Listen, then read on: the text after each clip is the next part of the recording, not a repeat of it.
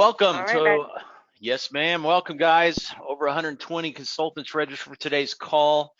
About 100 on the call already. Welcome to IFPG Educational Call. You know the title, the coronavirus strategies consultants can implement right now with their candidates. We're joined today by Ryan Zink, CEO and founder of Franchise Fastlane, and Doug Schadle, CEO and co-founder of Rhino 7 Franchising. I'm your moderator and your IFPG President, Red Boswell. Also on standby for any funding-related questions is Shirley Kefkin. Shirley's a funding consultant with our friends at FranFund. So as we discuss the critical topics today, please enter any comments or questions you have in the question area over on the right side of the screen. I'll be funding those questions for the second half of today's call, and we'll do our best to address as many of them as we can. We had a call about an hour and a half ago with about 150 franchisors, a record number for a conference call with IFPG, educational call anyway, and it was a fantastic time. We got a lot of great insights and a whole bunch of great questions. I'll start it with, guys, we acknowledge the personal and professional challenges that each of us and our loved ones are experiencing during this crisis. Our discussion today is based on today's data. As things continue to change and evolve, be ready to pivot. Be ready to alter your course of action and really ready to slow down or ready to speed up. Pretty much like you've always been doing, but just elevate that alertness, elevate it, the agility to the next level, and be ready to move. Keep an eye on the markets closely. I'm sure you are. Now, I saw a lot of what we're experiencing today and even more a decade ago as a franchisor during the global economic crisis.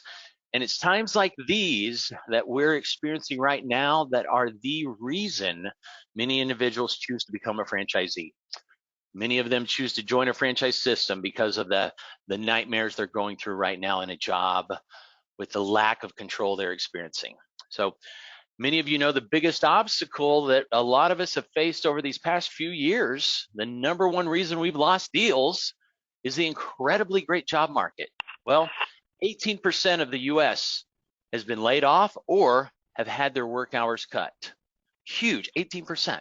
The opportunity's coming, guys, if it's not already here, and we're already seeing some upticks on career transition with the lead flow. So we've got an all-star panel today. Ryan, I'll start with you.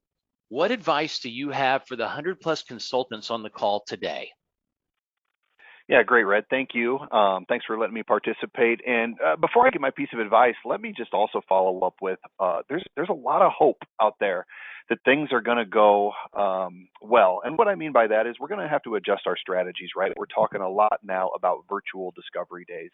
And I'm really plugged into folks that have already started doing some of those, and I'm getting feedback from them. And I wasn't 100% sure when I heard that a lot of brands were switching to virtual discovery days, how well they were going to work, what was going to make them effective or not. But I'm very optimistic on them now because I've heard of a few brands already that have hosted virtual discovery days, and candidates are choosing to move forward. So have hope in that. And that really leads into my piece of advice, which is I think consultants should consider adding a step to their process, a step they haven't had to do for a while. And that is, even for the brands that you know and trust, reach out to them and make sure they are prepared for this change in landscape. What are they doing from a virtual discovery day perspective? How plugged in are they to the new financing options with rollovers potentially being a little bit more challenging? What are they doing to make sure those virtual discovery days are a top-notch experience like their personal discovery days were?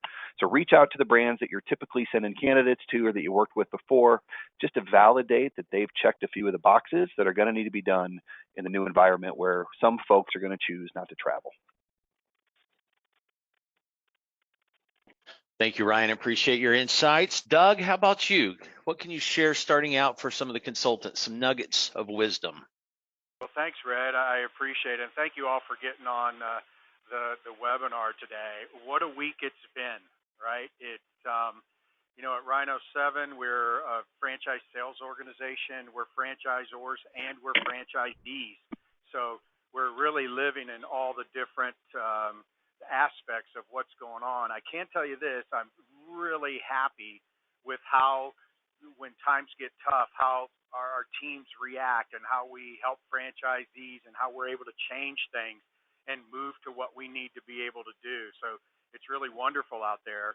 One of the things that we really focus on with our especially with our sales teams was keep your preconceived notions of what this is kind of on the sidelines, right? So some people are going to react to this in a very negative way, gloom and doom, and others are going to be, hey, this is just a blip on the screen, and no big deal. So, we want to make sure that we're coming at it with a very, I'd say, positive attitude, but realistic.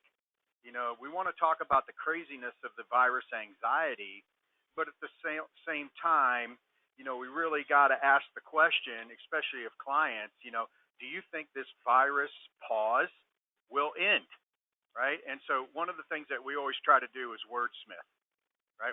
What we say during tougher times or good times or whatever it is. And right now the word pause in the economy, things along that lines are going to be much stronger than the high negative words that are coming out on a television, right? So everything's doom and gloom. They're probably watching the TV or got it on in the background all day. There's no way for them to get away from it.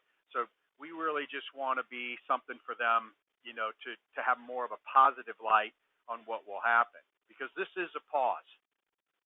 We haven't had any candidates that we've engaged with that don't agree with us that this is just a pause. I think Ryan put it really well when it comes to virtual discovery day, right? So virtual discovery day right now is a must. Luckily for us at Rhino 7, we've always had virtual discovery day in case we had a candidate that couldn't make a set discovery day date.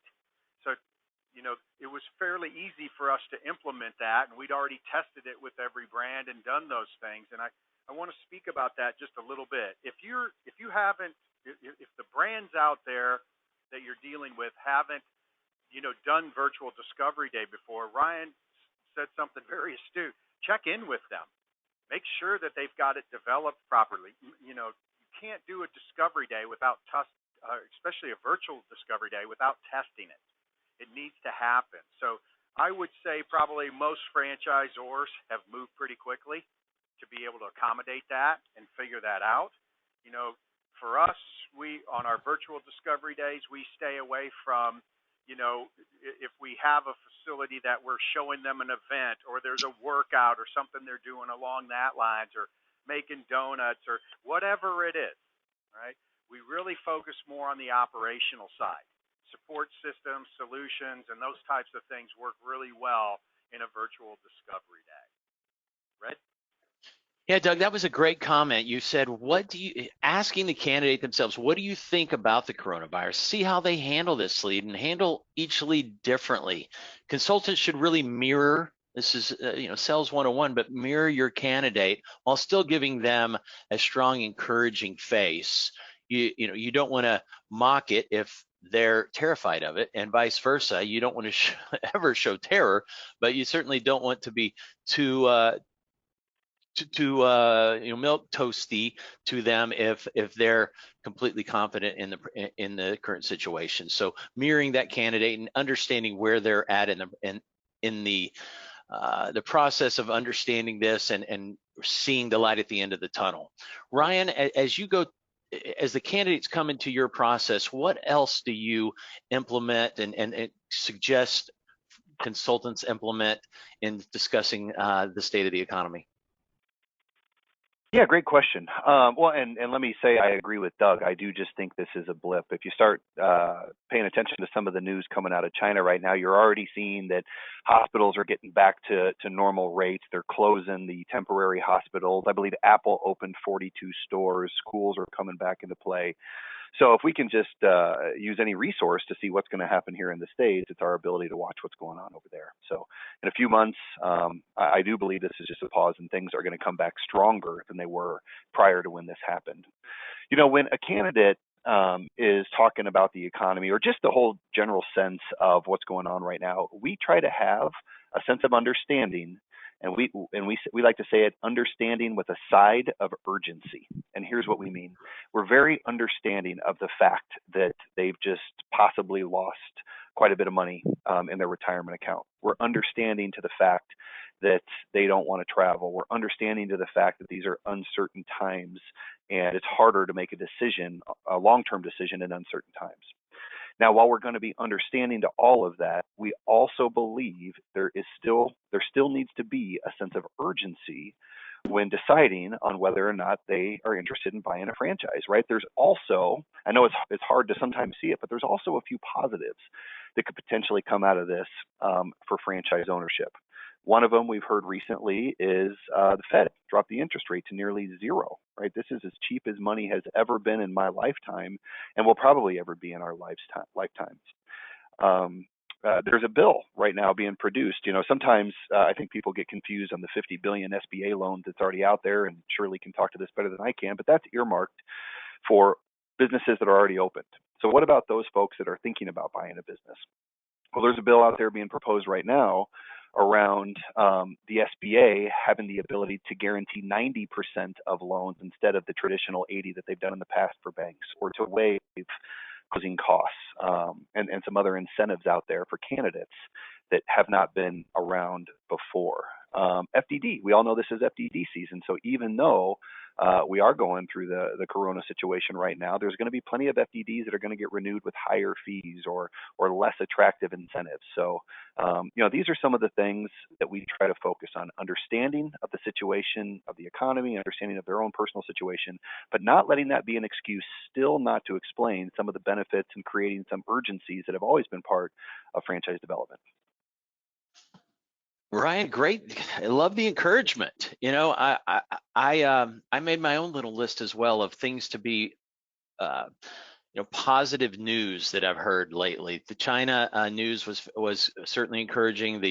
The cheap money was big time encouragement. I, sitting in my seat this week, including Friday of last week, so Friday, Monday, Tuesday, and today, each day I've heard from Zors, and each day I've heard from consultants who've closed a deal that day.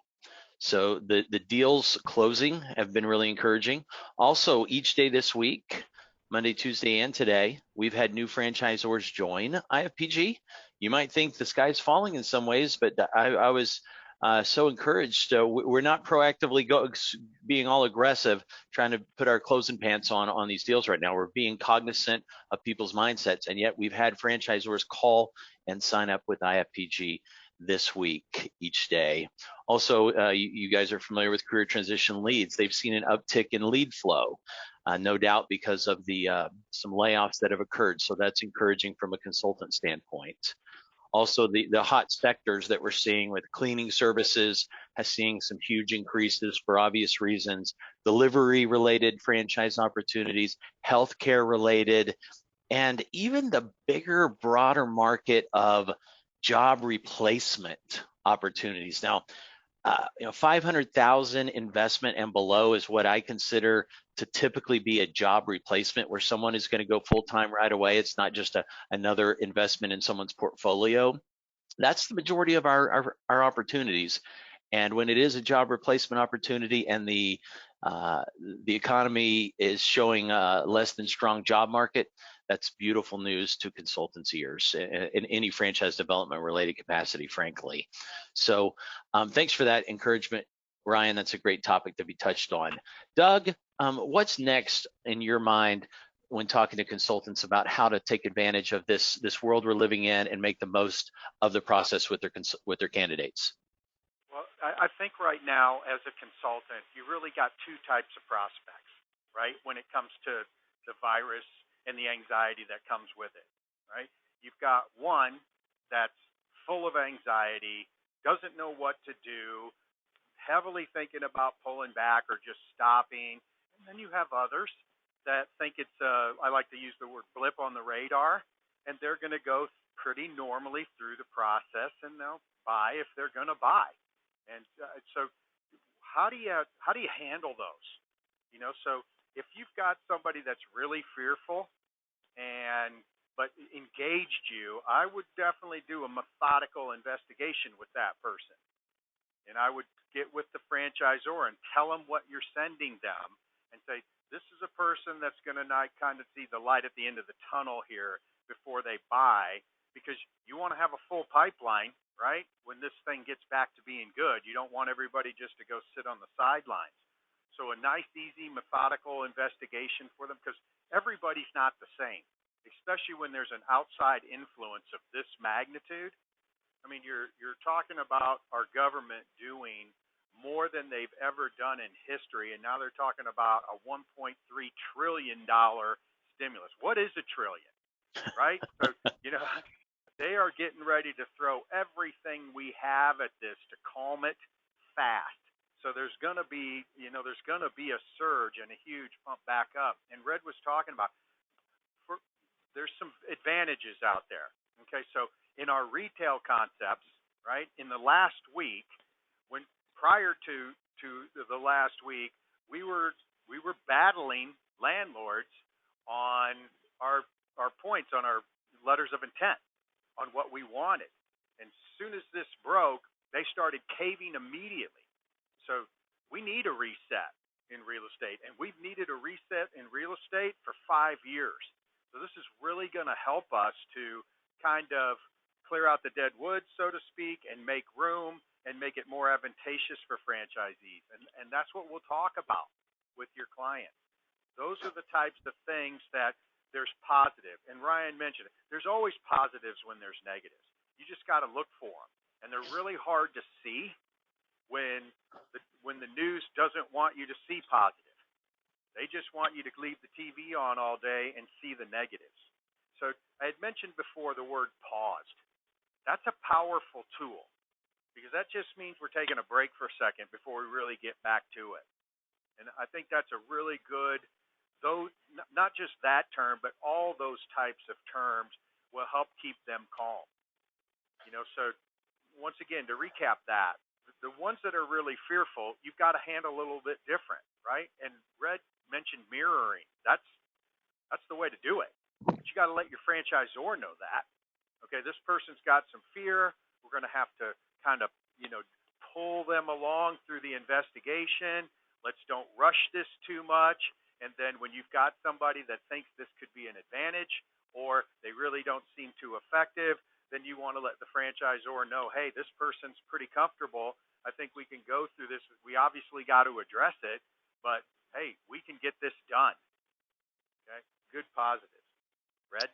So, Doug, you are a franchisee. You've got interest in a lot of franchisors, and certainly you're an FSO, a franchise sales organization. You and I were talking briefly this morning about this, and I thought it was fascinating. I'm going to shoot it to you and to Ryan.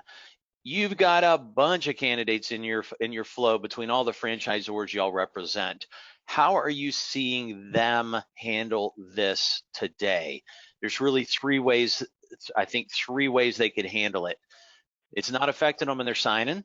Let's talk percentage on each of these. Not affecting them, they're moving forward at a steady pace, or they're slowing down, but they're not bailing out. They're just, okay, let's take it easy and see how this plays out. Or they're saying, run for the hills, I'm out of this, ain't buying a franchise. Each of those categories, what percent of your overall lead flow is in each? Well, I'll start and let Ryan jump in. So we've only had a handful, and I mean not many, that aren't answering our calls for scheduled calls. The ones that seem, so they're very fearful, right? So we have a different method to get them re-engaged. So what we're seeing some of is people going, hey, let's postpone for a week, but they'll get right back on the schedule. And that's could be expected. But I would say right now the majority of the people that we have in our system, well over 50%, are just moving forward with the investigation. I mean, we've closed a couple of deals this week, but those were fully expected. You know what I mean? We had everything done. It was happening. We stayed with them through the weekend, and they closed. So we're seeing stuff that's going to happen. Now, I'd mentioned preconceived notions. A lot of times our own preconceived notions can slow the deal down. We can't just think that they're not going to do it, right? Because if we think that way and we act that way, then they're not. Right? Absolutely right. Absolutely. How about you, Ryan? Yeah, similar to Doug, and I probably won't answer it exactly the way you asked, Red, in percentages, but I'll give some insight on it. So if I had to put a percentage on it, I'd say about 20% of the individuals that have scheduled calls have just raised the question like, is now the time? And we've trained our team. We've trained our team to say, now is the time better than any other time to at least go through the education process, the discovery process, because you're sitting at home. You may have more free time because you're not taking your kids to practice or anything else. And so let's at least continue through the education process. Remember, that's all we're doing. We're learning about the franchise opportunity. When it comes time to make the decision, we can talk about timing on that. And that usually gets people to say, oh, yeah, it makes sense. Okay, let's keep through the process. So I don't really think we've lost anybody when it comes to just having the phone calls and getting educated. Now, over the weekend, I mean, for full transparency, I did get a little concerned because we had several folks call and say, hey, I'm scheduled to sign and pay early in the week. I'd like to postpone. And so we all, rallied together and said, well, let's talk about what's going to happen here. And we stayed close with them and followed up and said, all right, tell us what's going on. And it was just fear. It was fear of the uncertainty, the weekend, the news was just going crazy and people didn't know what was coming. And once we had an opportunity to speak to those folks, we find that we just need to spend a little bit more time asking them where their fear is.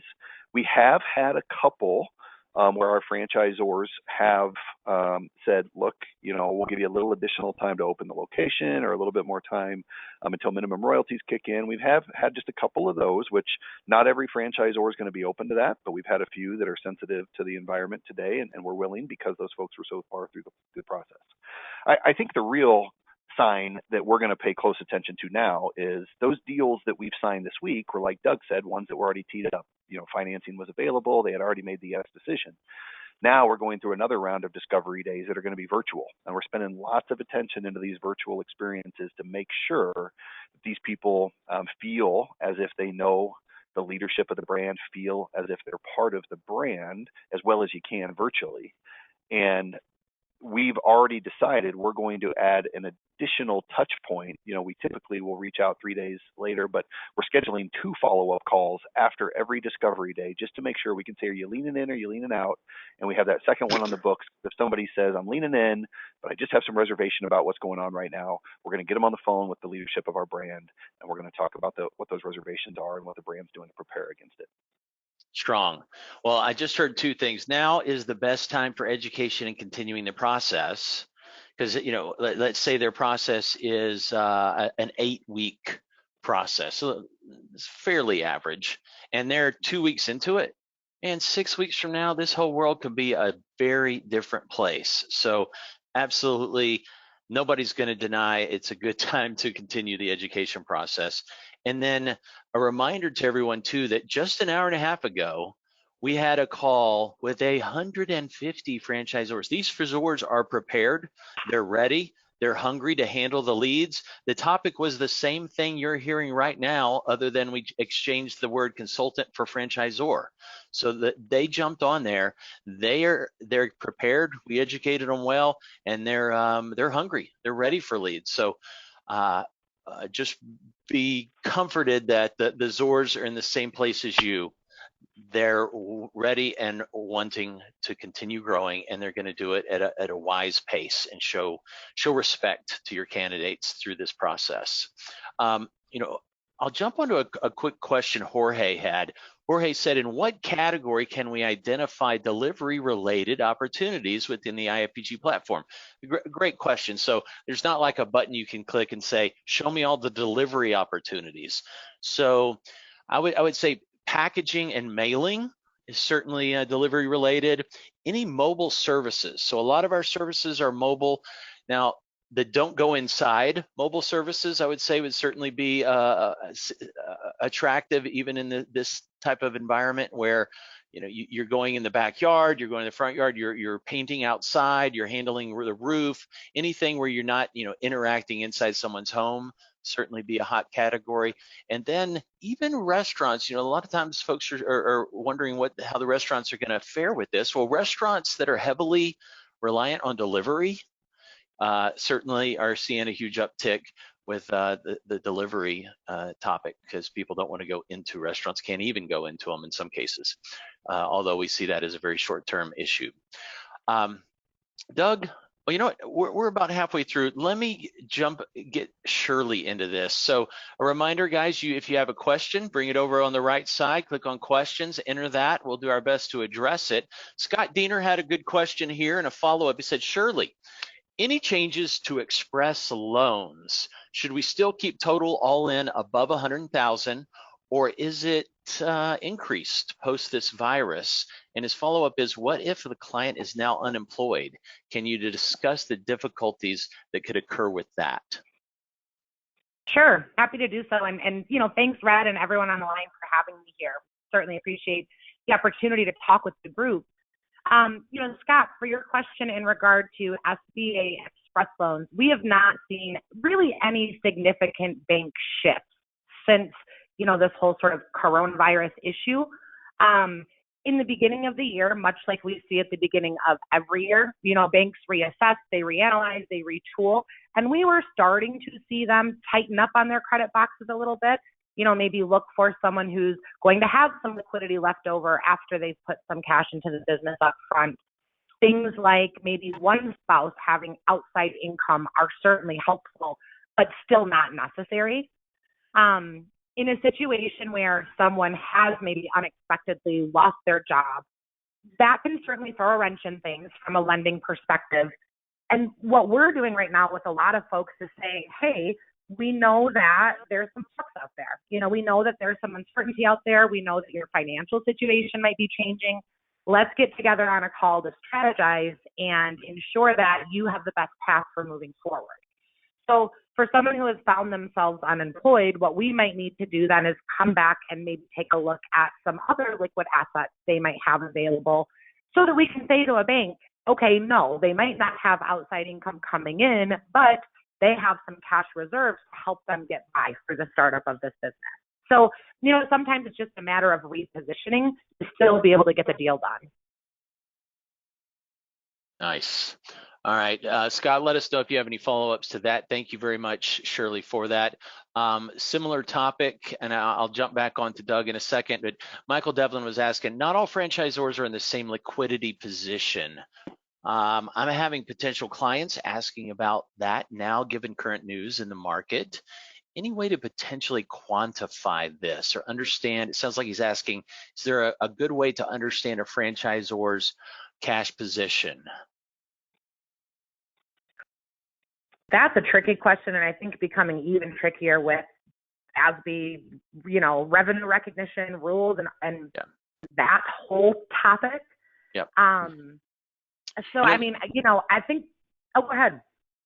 Shirley, thank you for that. I wonder if Doug and Ryan may speak to that also. You know, I think that might be FDD related. You know, so you can see their financials as of calendar year end, and most ZORs are coming out with new FDDs here shortly. So it's good timing to be able to get as good a handle as possible on what their financials look like, at least fairly recently. And you may even have a call as a consultant with those ZORs and try to get some reassurances and some updates in writing. Doug? Well, I was just at the ON conference last week in Park City, and revenue recognition was a major topic, as well as obviously the virus. So right now, especially for emerging brands, their FDDs that are still available for the next 5 weeks are probably going to be as strong as they're going to be in showing in financial, because there's the new revenue recognition is just going to make emerging brands not look too solid. Even though their balance sheet might be good, their income statements are going to be rough, because there's a couple of things that are really hitting, especially emerging brands right now. First, when a consultant is involved in the sale, the franchisor can no longer show that as an expense. It has to be expensed out over the term of the agreement per year. So what a franchisor has is they have this expense, which they won't let us classify as marketing, so you have this expense, but it doesn't exist on your books. And if you're a 10-year brand, then that comes out over 10 years. So, but here's the good part, okay? The good part is everybody's in that. So we've already been, putting pieces in play to be able to explain that. But I will say, in doing this for, a couple of decades here, typically most candidates don't dive too deep into the financial statements. Some do. If you've got a client that's really diving into that, it's going to be really hard to get them past and to understand it. Because there was a couple of franchisors at the conference that spent 400 hours trying to figure out how to do this income recognition and how to show it in their FDDs. Now, that being said, the IFA is working hard, lobbying to try to get to where the franchisors can recognize 81% of the franchise fee no matter what and get rid of all these variables. So there's a lot of stuff in the works. And so when that happens, franchisors will adjust and change. So I know we didn't get on the call to talk about revenue recognition, but that's Sure. where that stands right now. Well, guys, and I'll hit on that before we jump to back on topic. In helping your candidates move forward through this process is what we're here for. That's something you need to understand. The revenue recognition is a new topic that consultants need to be familiar with. Two things to take away. One, you get all your money just like you always have. So this is not some deferred payment to you. Rest assured. Sleep well, friends.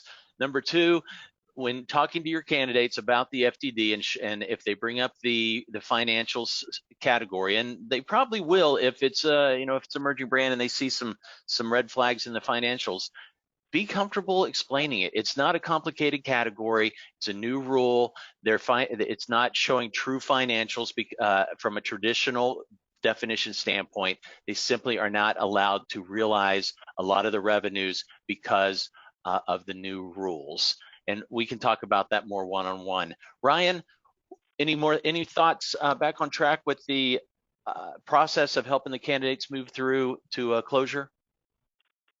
I don't know if it's specific. Actually, if you don't mind, I'd like to just say one quick thing on the revenue recognition piece, because it could come up more often. I think for that candidate that dove in, looks at the financial position and asks questions about it, I'd encourage them to look at a couple of things. One, have them look at the number of locations that have been sold but not opened, right? Because we know that there has been cash that was received by the franchisor. Now, we don't know necessarily what the expenses against that were for consultants or other things, but there was cash received by the franchisor or excess there. And then I think having a conversation with that franchisor, I can think of a couple that we represent that the balance sheet may not look the best, but they actually are very strong financially from a parent company's perspective or an investor's perspective. Once you have clarity on what that situation is, I'd encourage a leadership member or the CEO of the franchise to then maybe talk to your candidate, explain exactly how revenue recognition works and how they are in a better financial position. I think that would help once they understand those things. Great advice. The second be commonplace, guys. It really is, because everybody has to do it. Agreed.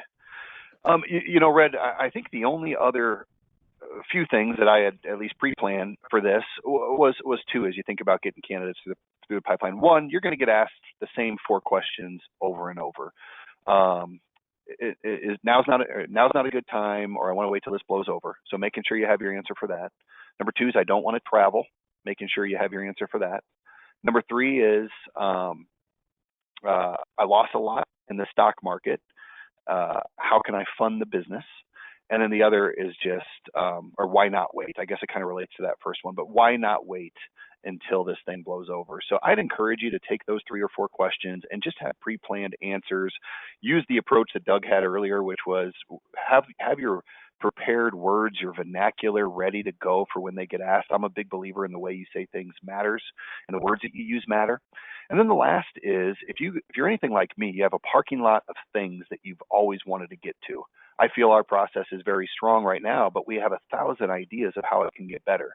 Well, if we haven't seen it yet, and I hope we don't, but if lead flow does fall off, we've already got a list of a couple of dozen things that people are responsible for that we're going to go and improve and tweak and, put a little bit of oil on the process to be sure when this does blow over, our process is that much stronger.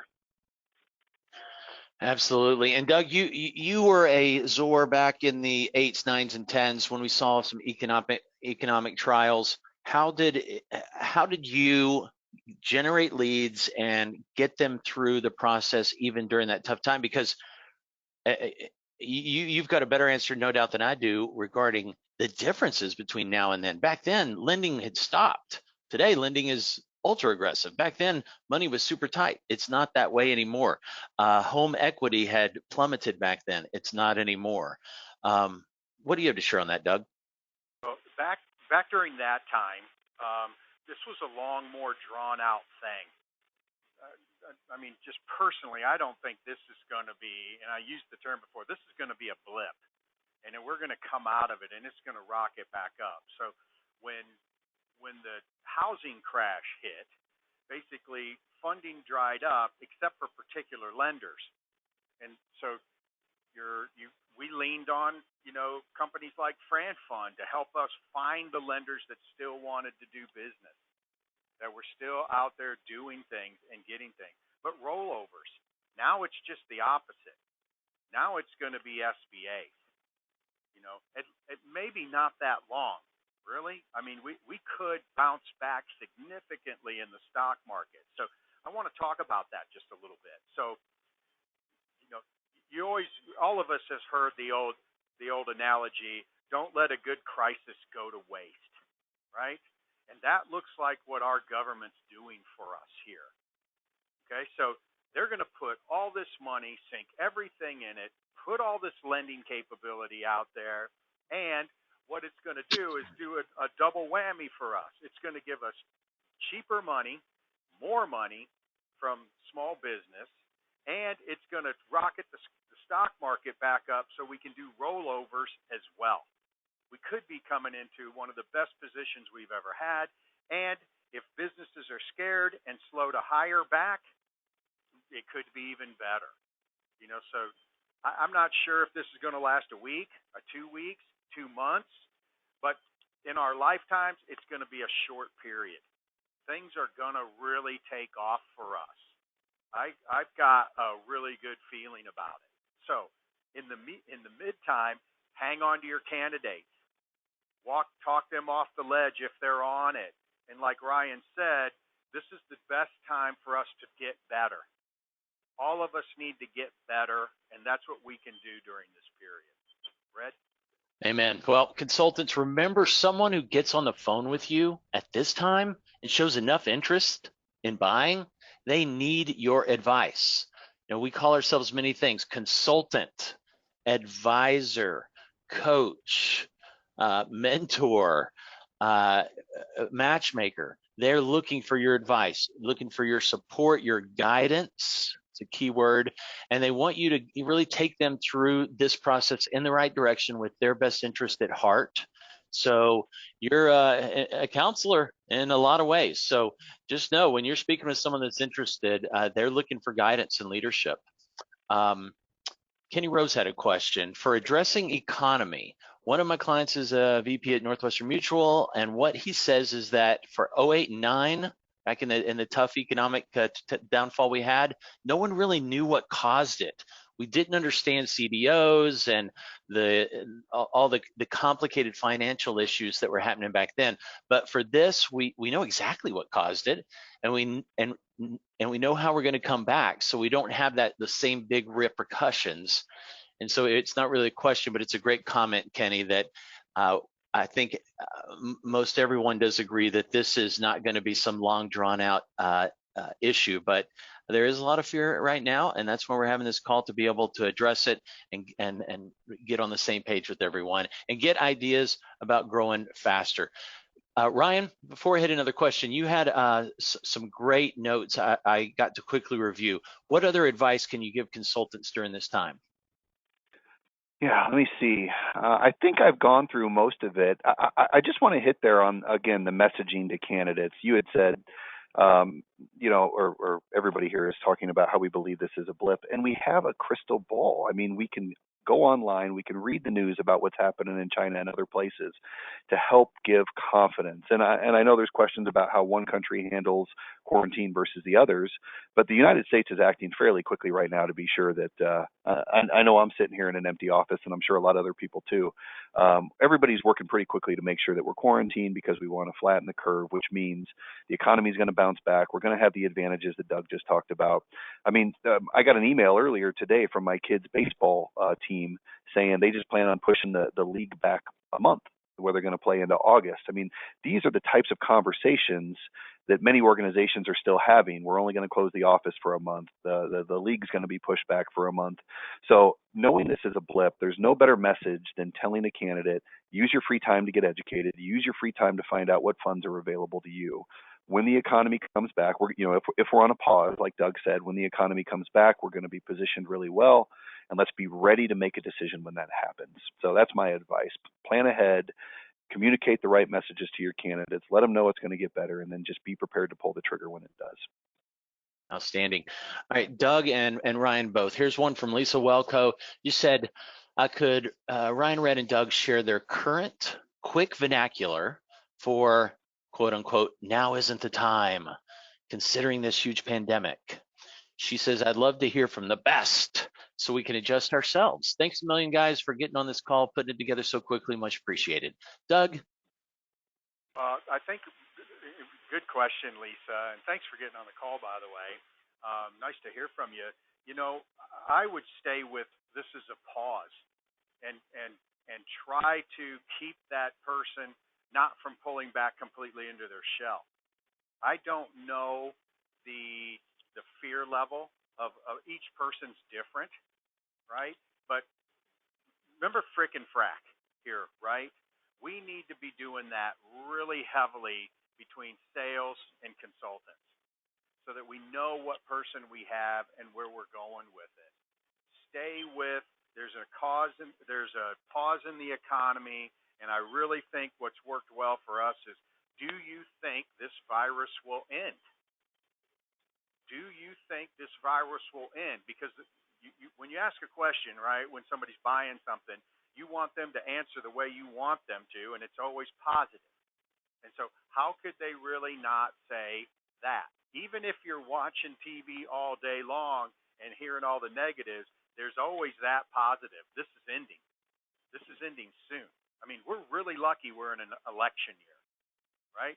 That means that the government that's in charge is going to do everything they can, no matter what, to help us. So use those, Lisa. I would definitely use pause in the economy, and do you think the virus will end? And that's a great comment, Doug. It's great. We're so lucky that we're in an election year because the current folks in office are going to do everything times 10 to make it happen. Ryan, any thoughts on that question of Lisa's? Yeah, absolutely. I think you put it well earlier, Red. You know, we use the term consultant, coach, advisor. Now is the time to be that. So how do we give confidence to the candidate to make a buying decision? And it makes me think back to when I built a house many, many years ago, and I went to the bank and I said, okay, I think this is how much it's going to cost. And in month one, we're going to pour the foundation, and then I'm going to come to you and I need to borrow this much. And in month two, we're going to build the frame, and then I'm going to come to you and I need to borrow this much. And then the roof, and then the interior. And I broke each step down for the banker. So when I knocked on his door and said, hey, it's time for the money, no questions asked, here it is, because there was no surprises and I had set expectations with him. I think the same is true today with franchise candidates. So right now we are in the education period. Right? We know that we have free time. We're going to get educated. During this time, we expect to hear something from the government about some incentives for business ownership or business help. And then when that happens, okay, check the box. See, told you that was coming. There it is. I have a great resource to talk to you about how funding can still work into your advantage. Let me introduce you to Shirley. Check the box. That just happened. When the market comes back or when you go back to the office, that's when I'm going to knock on your door and I'm going to say, okay, we went through the education process. Now it's time to go visit. Now it's time to move into our decision process. And so as long as we set expectations with the candidate of here's what's going to happen, here's the next 3 or 4 things that are going to happen, and here's when we expect them to happen. And as long as those things actually happen, I think you're going to be building confidence with the candidate, and it's going to give them confidence to make a buying decision. Absolutely right, Ryan. Ryan, can I jump in after you there? One thing I'd like to mention is that I think in today's environment that we need to engage funding faster, right? So if somebody gets on the phone with Shirley and she talks about all these positives that are happening with the government and assistance, money's cheaper, it's easier to get, all these different things, we can subside some of the fears, right? And as a consultant, you really control the primary introduction to funding, right? So I would definitely talk with the franchisors that you're working with and say, hey, maybe we should move this up, because nobody's going to do anything unless they have a good idea how they're going to fund. And right now, that's a great way to put away some of the fears.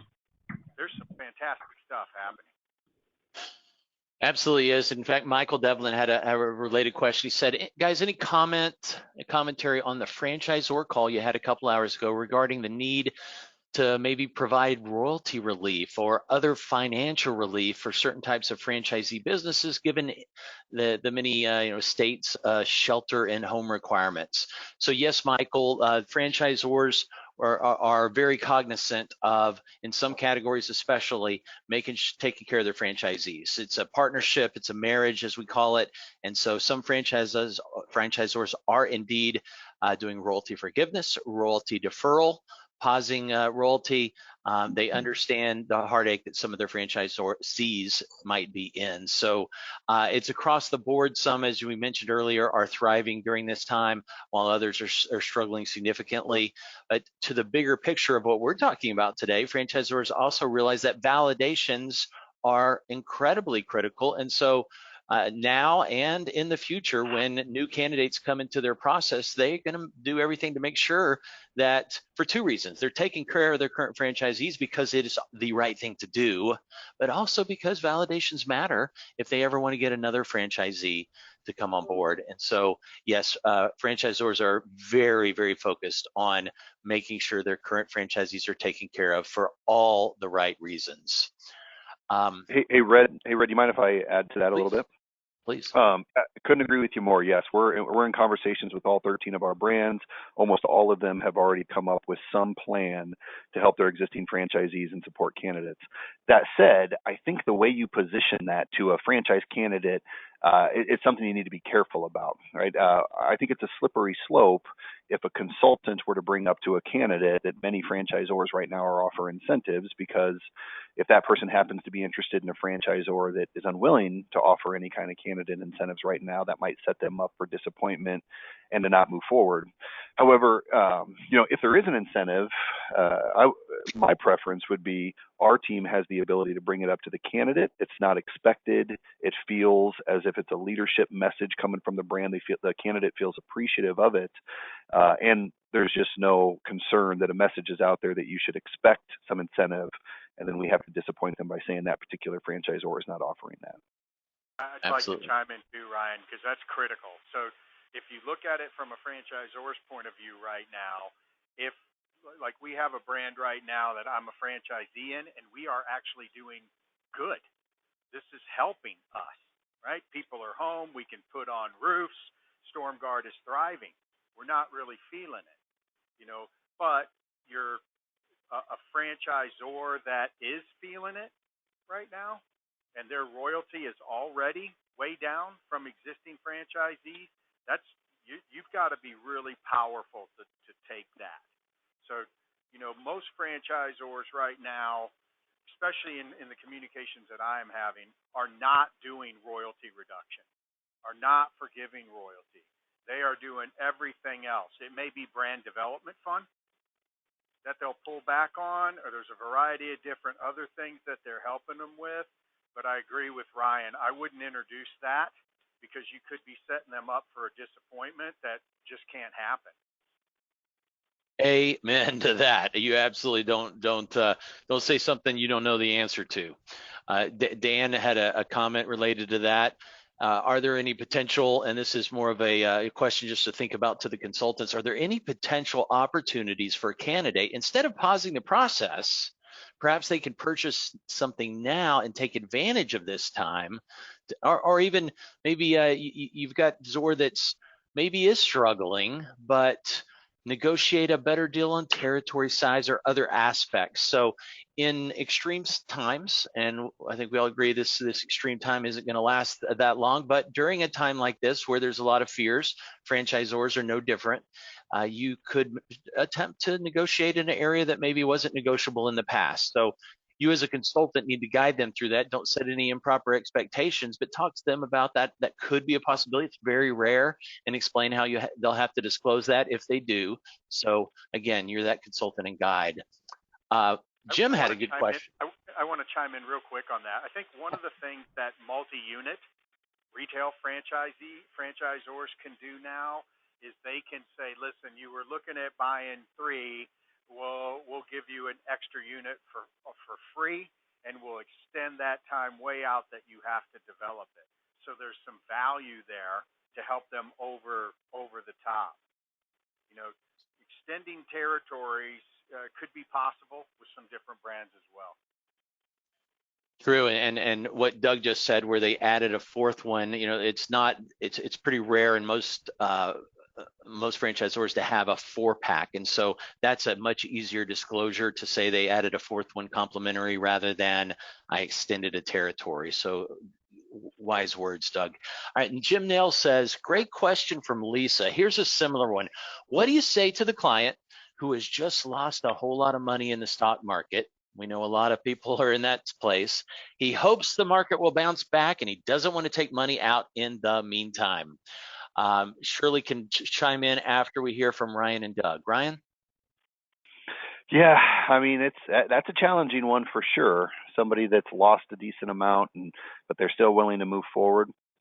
One thing, it makes me think a little bit about what's being proposed in the government right now around SBAs being guaranteed at 90% and some of the closing costs being waived. However, that is not yet passed. I hope that passes very soon.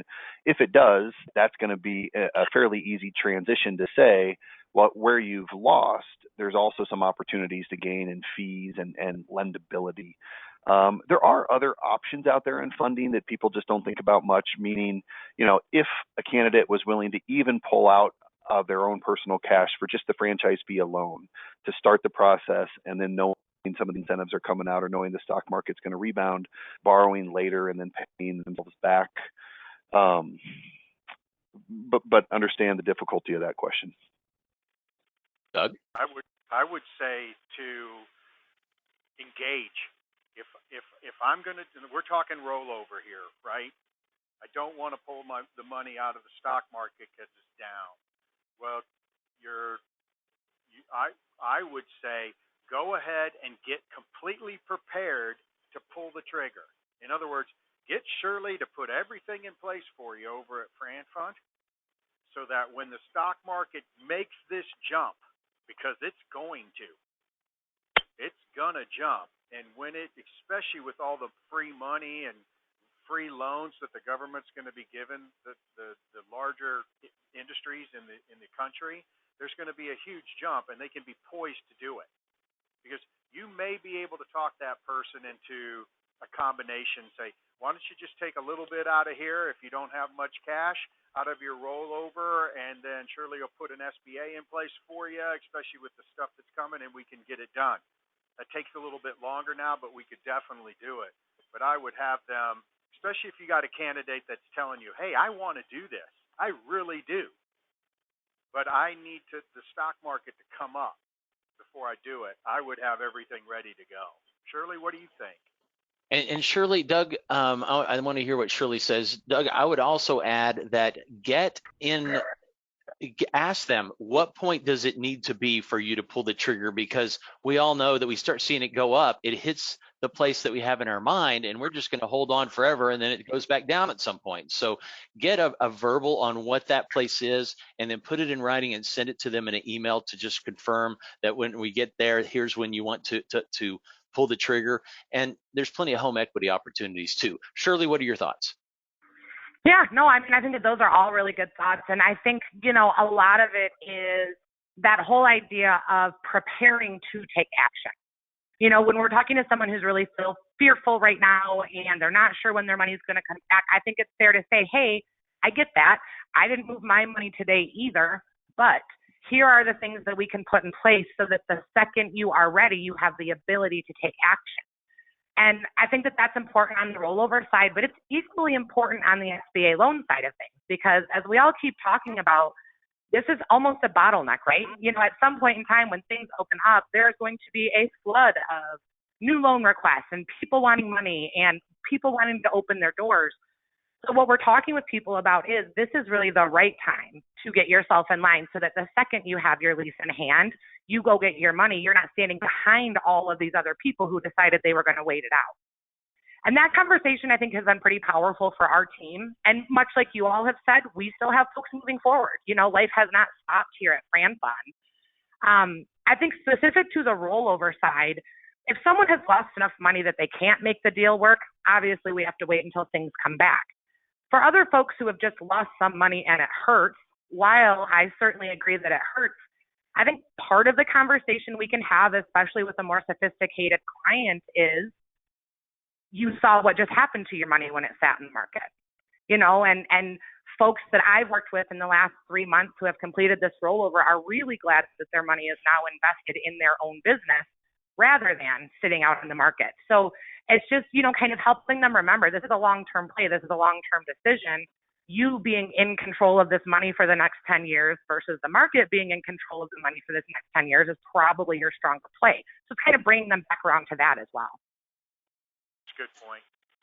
Shirley, are there, Joel Stewart's asking, are there lending programs that allow you to take loans against your stock portfolio without liquidating them? This is something good for consultants to understand, as a big part of the topic out there as we're working with candidates is the whole market situation. So, and a dovetail to that is Michael Devlin's wanting to know, just curious, have rates on SBA loans dropped yet?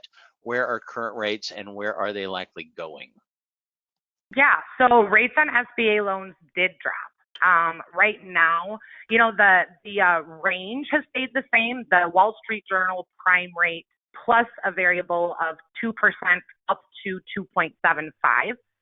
So with the recent drops to the interest rate, we're actually seeing that range at a total of 5.25 up to 6%. I've been with Fran Fund for a little over 7 years, and that's the lowest that we've seen rates. So, you know, it's definitely a good time for folks to be able to take advantage of those. As far as borrowing against a non-retirement portfolio, the answer is yes. There are programs for that. That line of credit or that loan would come directly from the brokerage firm that they're housing their funds with. So their Fidelity or their, you know, Wells Fargo, their Merrill Lynch, whoever they like from that perspective. I know that some of the brokerage firms out there are really only offering a margin line, which I think a lot of folks are not super attracted to in a time like this where the market is declining. I'm sure that other firms have it, but I know for certain that Merrill Lynch, they have a program called an LMA, a loan management account. And that is actually structured more like a traditional line of credit against an investment portfolio. So that's a long answer. Short answer is yes, those options exist. You know, we can certainly help your clients sort through them. Excellent. Thank you, Shirley. I'm going to ask Doug and Ryan their closing comments and advice. Here's one from Bill King. Bill says, hey guys, absolutely great presentation. Doug talked about the real estate opportunity, and I agree, but the real estate I think we control is the real estate between our ears. Attitude and plain and simple education oftentimes overcomes emotions and underground fears. I'm buying stock right now. No, I'm not crazy, but only looking to take advantage of the opportunity. Our customers have similar opportunities, but they need to be led to those opportunities. Thank you for that wisdom, Bill. Doug, closing advice. Well, first I want to say, leave it to King to give us some smart wisdom here during some rough times. Thank you for that, Bill. I would say in kind of a recap, definitely watch your phrasing. Use paused economy. Ask them if they think this is going to end. Be positive but realistic. You can't be over the top, but at the same time, you can't be too negative. Stay focused on people's fears and don't poo-poo them away. And then, if somebody's really going through your process, so a lot of us have a bunch of candidates towards the end of the process now, right? And so virtual discovery day is not something that's sitting out there 6 weeks from now. It's here, right? We've got people that were coming to discovery day and we've had to pause discovery day, right? For obvious reasons. So make sure that your brands are ready to go and can get that in place for you, and be ready to go. No doubt. Thanks, Red. Absolutely. Thank you, Doug. Appreciate your time today and sharing the wisdom as always. Ryan, how about you? Well, all the smart things have already been said. So instead of just repeating them, I want to just say how great I think what Bill just said is. You control the real estate between your ears. Your attitude is going to affect so much of the way that your candidate sees things. I've been thinking of two quotes here that are helping me. One, the Oracle of Omaha, right here in my hometown. Warren Buffett says, be hesitant when others are greedy and be greedy when others are hesitant, right? And the second is Angela Duckworth, the author of Grit. She says grit is the number one indicator of a person's success. So, just think about how this is an opportunity to take advantage of some of the things that are going to be out there for you to improve your process, to get better lending, to be prepared for when the market bounces back.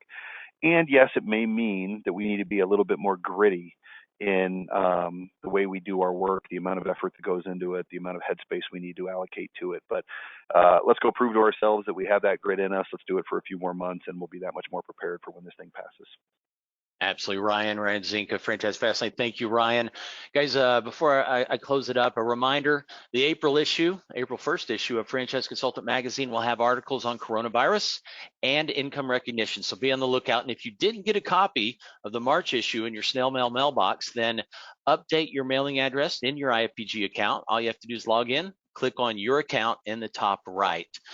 And lastly, let's keep in mind, every one of us is in the same boat right now. Every one of us. It's not like this is one unique thing and we're on an island. We're all in this together, not just all the consultant, not just everyone in franchising, but this whole world. Every one of us, the world is not falling apart.